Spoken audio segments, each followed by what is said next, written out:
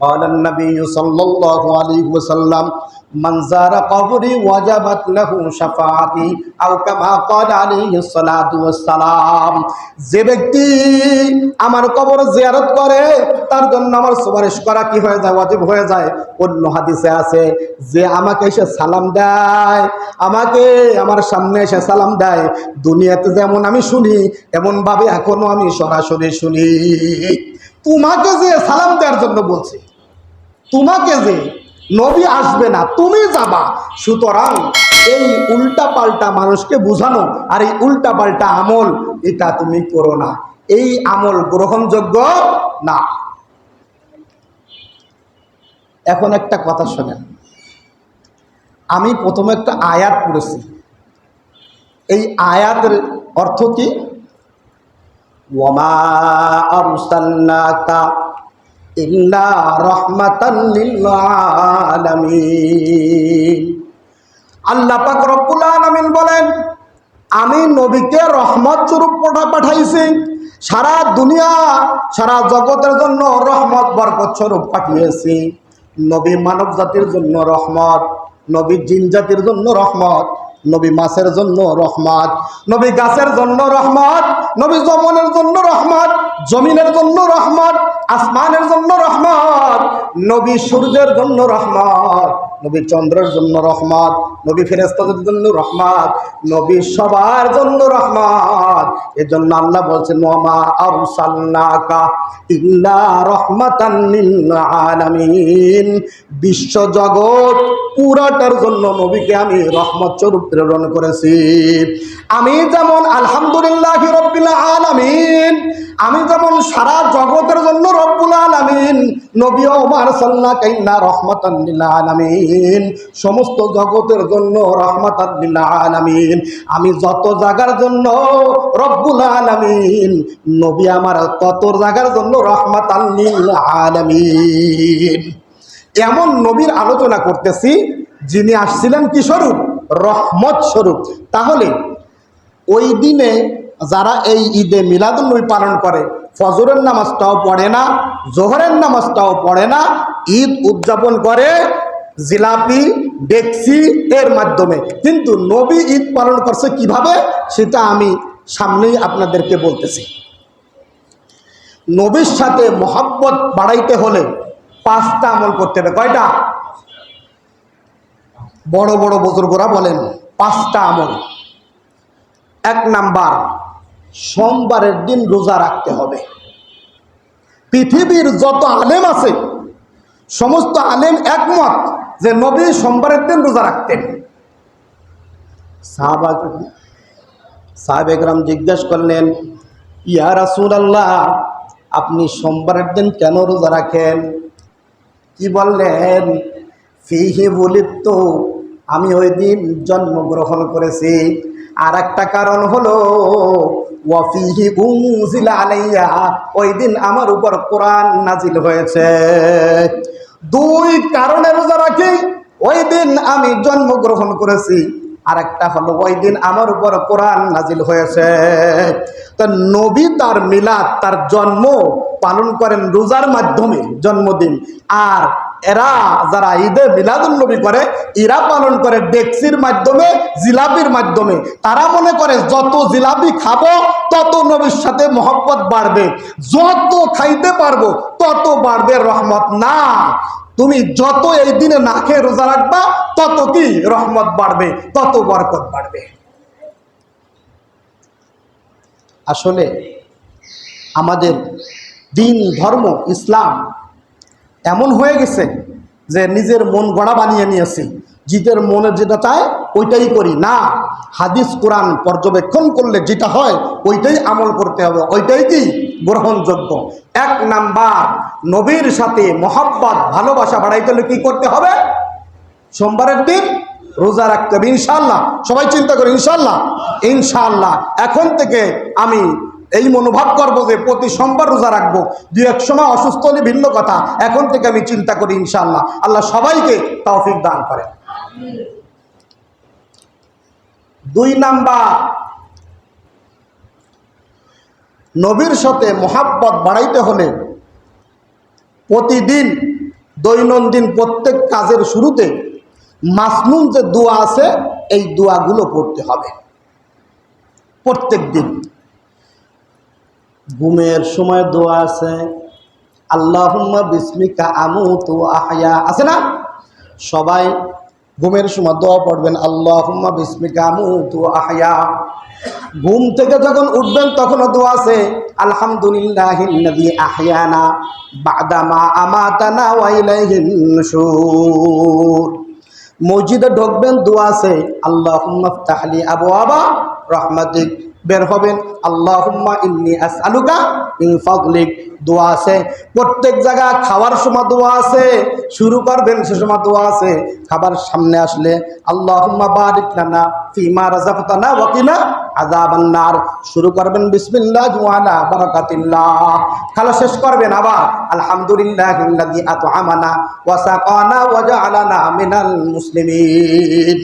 এইভাবে প্রত্যেক কাজের শুরুতে বাথরুমে যাবেন, আছে না, আল্লাহুম্মা ইন্নী আউযু বিকা মিনাল খুবুসি ওয়াল খাবাইস। বের হবেন গুফরানাকা আলহামদুলিল্লাহ।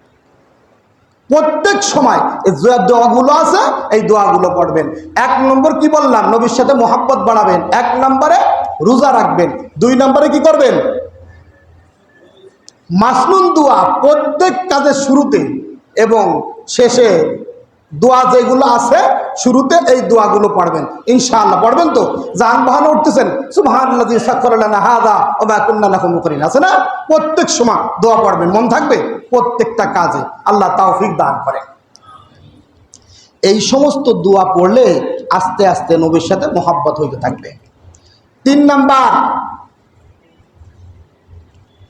প্রত্যেকটা কাজ নবীর তরিকা অনুযায়ী করতে হবে। প্রত্যেকটা কাজ কি নবীর তরিকা অর্থাৎ সুন্নত তরিকা অনুযায়ী করতে হবে। মাথার চুল কাটতে হবে নবীর তরিকা অনুযায়ী, দাড়ি রাখতে হবে নবীর তরিকা অনুযায়ী, জামা গাইতে হবে নবীর তরিকা অনুযায়ী, ইনকাম করতে হবে নবীর তরিকা অনুযায়ী, রাস্তায় হাঁটতে হবে নবীর তরিকা অনুযায়ী, মুরব্বীদের সম্মান করতে হবে নবীর তরিকা অনুযায়ী, ছোটদেরকে স্নেহ করতে হবে নবীর তরিকা অনুযায়ী। প্রত্যেকটি কাজকে সুন্নত মোতাবেক করতে হবে। আমাদের ছেলেরা চুল কাটে খেলোয়াড়দের মতো, আমাদের মুসলমানের বাচ্চারা চুল কাটে নায়কদের মতো। তা তোমার চুল যেমন নায়কের মতো, তা তুমি যার বেশ ধরছো ওই বেশেই তো তোমাকে টানবে। বিসমিল্লাহি ওয়া আলা মিল্লাতি রাসূলিল্লাহ, এই দোয়া যখন কবরে পড়বে যে আমি আল্লাহ রাসূলের নামে আল্লাহ রাসূলের তরিকা অনুযায়ী কবরে রাখতেছি, না, তখন তো একটা প্লেয়ারের নাম পড়তে হবে, যে প্লেয়ার ওই প্লেয়ারের তরিকা অনুযায়ী রেখে গেলাম। কারণ মাথার চুল তো সেরকম, গায়ের জামা তো সেরকম, দাড়ি তো সেরকম। এখন ওই বিসমিল্লাহি ওয়া আলা মিল্লাতি রাসূলিল্লাহ কিভাবে পড়বে? কারণ সে তো চলছে প্লেয়ারের মতো, সে তো নায়কের মতো চলছে, তাদের নামে চলে যাবে, সেও যাবে জাহান্নামে, সেও যাবে জাহান্নামে, উভয় জাহান্নামে যাবে। নবীর তরিকা ছাড়া এই খালি জশ্নে জুলুসের জিলাপি খাইলে আর আনন্দ প্রকাশ করলে কখনোই জান্নাতে যাওয়া যাবে না। যদি তাই হতো তাহলে কি, আমি আজকে বলি, আবু জাহেল তাহলে জান্নাতে যাইত, আবু লাহাব জান্নাতে যাইত। তারা আনন্দ প্রকাশ করছে নবীর জন্মের ব্যাপারে, শুভ জন্ম যখন হয়েছে শুনে আনন্দ প্রকাশ করছে, কিন্তু নবীর তরিকা গ্রহণ করে না। আবু লাহাব, তার বাদী ছিল সোয়াইবা। এই সোয়াইবা নামক বাদী যে, সে সর্বপ্রথম যে বলছে আবু লাহাবকে যে আপনার ভাই যে দুনিয়াতে নাই তার ঘরে একটা ছেলে সন্তান জন্মগ্রহণ করছে, আনন্দে খুশি হয়ে তাকে কি করছে, চিরতরের জন্য আজাদ করে দিছে। কিন্তু সে খুশি হয়ে আনন্দিত হয়ে তারে কি করে দিছে, আজাদ করে দিছে, কিন্তু সে তো নবীর তরিকা গ্রহণ করে নাই, কিন্তু আনন্দ প্রকাশ করছে। ঠিক জশ্নে জুলুসে ঈদে মিলাদুন্নবী যারা পালন করে তারা আনন্দ প্রকাশ করে, নবীর তরিকা মানে না। ঠিক আবু লাহাব আনন্দ প্রকাশ করছে, তরিকা মানে নাই, সেও যাবে জাহান্নামে, এরাও যাবে জাহান্নামে। তরিকা মানতে হবে, আনন্দ প্রকাশ করলে হবে না। আবু জাহেলরে জিজ্ঞেস করছে আখনাস নামে এক ব্যক্তি, আখনাস, যে তোমাদের মোহাম্মদ যে কথাবার্তা বলে সে কি সত্য বলে না মিথ্যা বলে? কয় সে কখনো কোনোদিন কোনো মিথ্যা কথা বলে নাই। সারা জীবন সত্য কথা বলছে, সে তো আল আমিন, প্রসিদ্ধ। এই বাইতুল্লাহতে, এই মক্কাতে সে তো প্রসিদ্ধ। তার মতো সত্যবাদী এ দুনিয়াতে আর নাই। আবু জাহেল কি রাসূলের প্রশংসা করলো না? প্রশংসা করছে, কিন্তু কি করে নাই? তরিকা মানে নাই, এজন্য সে জাহান্নামে যাবে। তা খালি প্রশংসা আনন্দ করলে হবে না, গুণগান গাইলে হবে না, তরিকা মানতে হবে।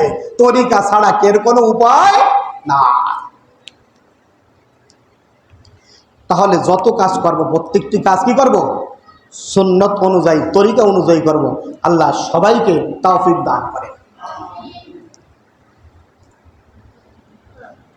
4 নাম্বার, প্রতিদিন নবী করিম সাল্লাল্লাহু আলাইহি ওয়াসাল্লামের পবিত্র জীবনী সিরাত সম্পর্কে কিছু লেখাপড়া করতে হবে। নবীর নবুয়াতের পরে কিভাবে ইসলাম প্রকাশ করেছেন, কিভাবে দাওয়াত দিয়েছেন, কিভাবে তিনি ইসলামের জন্য কষ্ট করেছেন, কাফেররা কিভাবে নির্যাতন করছেন, এগুলো পড়লে আস্তে আস্তে কি হবে? মহব্বত হবে। তায়েফে যখন গেলেন, আপনি যদি তায়েফের ইতিহাস বাংলায় আছে যদি পড়েন, তায়েফে নবী যখন ইসলামের দাওয়াত দিলেন, কাফেররা তখন পাথর মারে, কাফেরদের বাচ্চারা যুবকরা পাথর মারে পাগল বলে, আর উল্লাস করে, আনন্দ করে। পাথর মারতে মারতে এক পর্যায়ে এমন হয় যে পাথর যখন মারতেছে, আনন্দ করতেছে, একজন ছোট বাচ্চা তাদের ভিতর থেকে সেও রাসূলকে পাথর মারার জন্য এগিয়ে আসলো। যখন সামনে আসলেন, আসার পরে ওই ছেলে সে পাথর মারলো আল্লাহ রাসূলের গায়ে। পবিত্র শরীরে যখন পাথর মারছে, তখন ওই ছোট বাচ্চা তো পাথর যখন মারছে, মারতে গেলে একটা ঝুল হয় না, ওই ঝুল সে সামলাইতে পারে নাই, সে পিছন দিক দিয়ে পড়ে গেছে। যখন পড়ে গেছে, ওই পিছনে যারা বড়রা ছিল তারা রাসূলকে পাথর মারতেছে, ওই পাথর তাই গায়ে লাগছে। গায়ে লাগার সাথে সাথে চিৎকার করে উঠছে। চিৎকার করার সাথে সাথে নবী করিম সাল্লাল্লাহু আলাইহি ওয়াসাল্লাম তার চেহারা মুবারক ফিরাইছেন। ফিরাইয়ার সঙ্গে সঙ্গে বাচ্চাকে ধরছেন, ধরে উঠাই বলতেছেন, তোমরা যত পারো আমাকে পাথর মারো, এই মাসুম বাচ্চাকে, তোমাদের বাচ্চাকে তোমরা পাথর মেরো না। আমি তো দুনিয়াতে এসেছি, ওয়ামা আরসালনাকা ইল্লা রাহমাতান লিল আলামিন, আমাকে তো দুনিয়াতে রহমত স্বরূপ আল্লাহ পাঠাইছেন। আনা রহমাতুন মাহদাতুন, আমি তো আল্লাহর পক্ষ থেকে রহমত, বরকত, আমি সবার জন্য। এই অবস্থা দেখে ফেরেশতারা বলতেছেন, ইয়া আল্লাহ, আপনার বন্ধুর কি অবস্থা, আপনি কি দেখেন না? হায় হায়, আপনি কি খেয়াল করেন না? আপনি কি দেখেন না কি অবস্থা? আল্লাহ পাক রব্বুল আলামিন বলেন, আমি দেখি, আমি সব দেখতেছি। আমার বন্ধুর রক্ত ঝরে আর আমি দেখি না, এটা হতে পারে না, আমি সব দেখি। তোমরা শুনে রাখো, আমার বন্ধুর রক্ত ঝরলো, তারপরও আমি ধৈর্য ধরে আছি, চুপ করে আছি। আমি সমস্ত মানুষকে শিক্ষা দিতেছি, বন্ধুর রক্তর থেকে ইসলাম আল কোরআন দামি। মানুষ রক্ত দিবে, আমার বন্ধু রক্ত দিচ্ছে, মানুষ রক্ত দিবে, জীবন দিবে, কিন্তু ইসলামের নিয়ম কানুন জানু না ছাড়ে, এটা বুঝ দেওয়ার জন্য আমি বন্ধুর রক্ত জড়াইতেছি। আমার বন্ধুর রক্ত থেকে ইসলাম দামি, কোরআন দামি, এইটা আমি মানুষকে শিক্ষা দিচ্ছি যে জীবন যাবে, রক্ত দিবে, কিন্তু ইসলামকে তোমরা ছাড়বে না। কিন্তু আজ আমাদের অবস্থা কি? জীবন যাবে, পাশের জায়গার একদিকের জায়গা যাবে, হ্যাঁ, ইসলাম কোথায়? মিথ্যা কথা 3টে একসাথে, তারপরে যত আছে মানুষ খুন করে ফেলাবো, কোনো সমস্যা নাই। ইসলাম কোথায়? আমাদের তো মানে ইসলাম মুহূর্তে মুহূর্তে ইমান যায়, আর মুহূর্তে মুহূর্তে ইমান চলে যাচ্ছে, টেরও পাই না। আল্লাহ রাসূল একদম বলছে, জাদ্দিদু ঈমানাকুম, তোমরা ইমানকে নবায়ন করো। ক্বালু কাইফা নুজাদ্দিদু